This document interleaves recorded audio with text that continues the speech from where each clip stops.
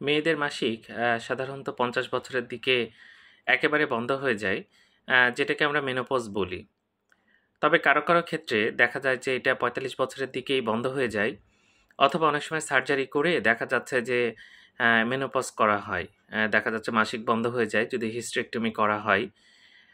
এর ফলে যেটা হয়, অনেকে কিন্তু হরমোন রিপ্লেসমেন্ট থেরাপি দিতে হয়, যেটাকে আমরা HRT বলি। তো যারা HRT নেন, হরমোন রিপ্লেসমেন্ট থেরাপি নেন, তাদের কিন্তু স্ট্রোক হওয়ার চান্স কিছুটা হলেও বেশি থাকে, যারা HRT নেন না তাদের তুলনায়। তো যাই হোক, এটা যদি ডাক্তার দেন আপনি অবশ্যই নিবেন। তবে এটা কিন্তু একটু ঝুঁকি থাকবে এবং এজন্য আপনি কিন্তু একটু পরিশ্রম করবেন। যদি পারেন একটু ব্যায়াম বেশি করে করবেন এবং তেল চর্বি এগুলো কিন্তু কম খেতে হবে। তো HRT কিন্তু কিছুটা হলে স্ট্রোকের ঝুঁকি বাড়িয়ে দিতে পারে। তো আপনি যদি হরমোন রিপ্লেসমেন্ট থেরাপি নেন, আপনি অবশ্যই ডাক্তারের সাথে নিয়মিত যোগাযোগ রাখবেন। ধন্যবাদ সবাইকে।